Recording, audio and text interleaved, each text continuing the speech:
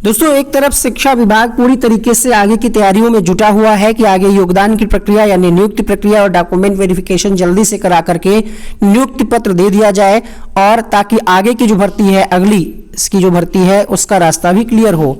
यहाँ पर आप अपनी स्क्रीन पर एक खबर देख पा रहे होंगे, किशनगंज से प्रकाशित है। इसमें क्या किया गया है आप देख पा रहे होंगे। परीक्षा जो है अध्यापक नियुक्ति परीक्षा के संभावित परिणाम एवं सफल अभ्यर्थियों के द्वारा योगदान को देखते हुए सभी जिला कार्यक्रम पदाधिकारी, सभी प्रखंड शिक्षा पदाधिकारी और इन सभी की छुट्टियां रद्द कर दी गई हैं। ऐसे लेटर आपने डिस्ट्रिक्ट वाइज देखे होंगे, पटना के जितने भी जिले हैं, कि करके धीरे धीरे लेटर आ रहे हैं। लेकिन अभी जो है यहाँ बीएड पीटीसी का मामला थोड़ा सा अटका हुआ है। बीएड अभ्यर्थियों पर फैसला अब मुख्य न्यायाधीश के कोर्ट में 20 को सुनवाई। ये भी यहाँ पर इस खबर पर भी संदेह हो रहा है क्योंकि ये मुख्य न्यायाधीश के कोर्ट में मामला ट्रांसफर नहीं हुआ है, बल्कि उस कोर्ट में इस मामले को ट्रांसफर किया गया है जिस पर ऑलरेडी जज साहब एक फैसला 11 अगस्त को दे चुके थे और यहाँ पर कहा जा रहा है कि 20 को सुनवाई। तो अभी ऐसी कोई फिक्स डेट नहीं है, लेकिन न्यूज़पेपर वाले अपने अपने हिसाब से, अंदाजे के हिसाब से लिख देते हैं। बीपीएससी की ओर से प्राथमिक शिक्षक के करीब 79,000 पदों पर चल रही बहाली प्रक्रिया में बीएड अभ्यर्थियों का रिजल्ट जारी करने की मांग को लेकर दायर याचिका की सुनवाई शुक्रवार को जस्टिस एएस बोपन्ना और एम सुंदरेश की खंडपीठ में हुई। याचिकाकर्ता बिहार प्रारंभिक युवा शिक्षक संघ के प्रदेश अध्यक्ष दीपांकर गौरव और मीकू पाल की ओर से वरिष्ठ अधिवक्ता प्रशांत भूषण, वर्धमान कौशिक, निशा तिवारी ने कोर्ट को बताया कि छत्तीसगढ़ के इस तरह के मामले में कोर्ट ने बहाली प्रक्रिया को आगे बढ़ाने की हरी झंडी दी थी, लेकिन इस दलील पर जस्टिस बोपन्ना व एम सुंदरेश की खंडपीठ ने इस मामले को मुख्य न्यायाधीश, यहाँ पर इन्होंने नाम में लिख दिया है, देख लीजिए किस हिसाब से लिख रहे हैं, कुछ भी मतलब, और ये कह रहे हैं कि 20 अक्टूबर को सुनवाई होगी। हालांकि अभी इस संबंध में कोई फिक्स डेट नहीं आई है। जब केस लिस्ट होगा तब डेट का पता चलेगा कि इसकी सुनवाई कब होगी। रिजल्ट के बाद भेजी जाएगी अधियाचना। ये अगली शिक्षक भर्ती की तैयारी है यहाँ पर, जिसमें कहा जा रहा है कि 15 अक्टूबर के आसपास इसका रिजल्ट आ जाएगा और आगे की प्रक्रिया ये लोग शुरू कर देंगे।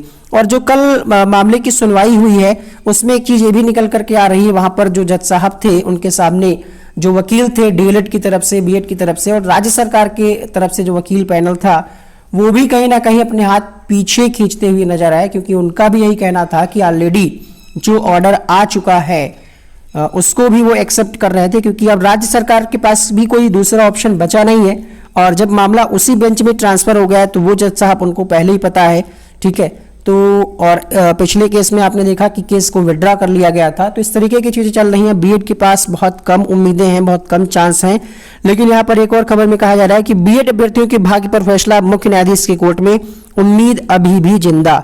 यहाँ पर डेट को लेकर के ऐसी कोई फिक्स बात नहीं कही गई, लेकिन ये कहा जा रहा है कि अगले सप्ताह तक बेंच में केस को फिर से सुना जाएगा। याचिकाकर्ता दीपांकर गौरव ने उम्मीद जताई कि सुप्रीम कोर्ट बीएड अभ्यर्थियों के साथ न्याय करेगी तथा इस बहाली में बीएड योग्यताधारियों को मौका अवश्य मिलेगा।